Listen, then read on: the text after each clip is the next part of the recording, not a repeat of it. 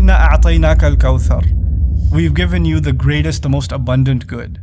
Allah Azza wa Jal describes, وَالَّذِينَ إِذَا أَنفَقُوا لَمْ يُسْرِفُوا وَلَمْ يَقْتُرُوا وَكَانَ بَيْنَ ذَلِكَ قَوَامًا. When they spend money, they don't go in excess. Meaning you just need one bag, but you want to get three because you like all three colors. Or you're going to go to the grocery store to get eggs, but by the time you came back, you spent $200 because you start stuffing everything in the cart.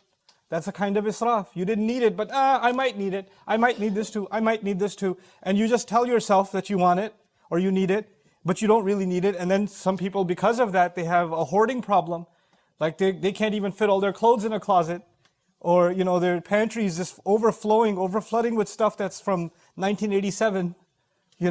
People collecting things, people unnecessarily collecting and hoarding things that they don't actually use and don't actually put to work. This is a kind of israf that people suffer from.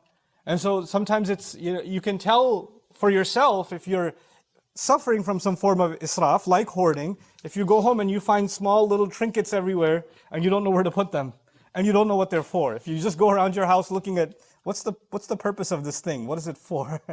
And you have a bunch of those things, then you're probably suffering from israf. So it can become a real problem for a person to collect and collect and collect, or to want more and more and more.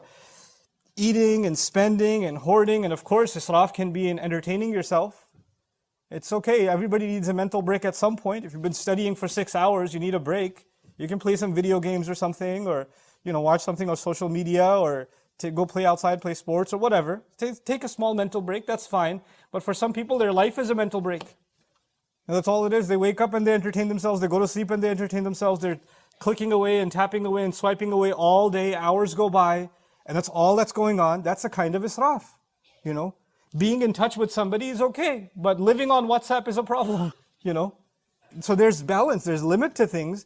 And then there's excess. And this excess is actually a really serious problem. Allah Azza wa Jal says in the least problematic or the least threatening language, إِنَّ اللَّهَ لَا يُحِبُّ الْمُسْرِفِينَ. Certainly Allah does not love those who do israf.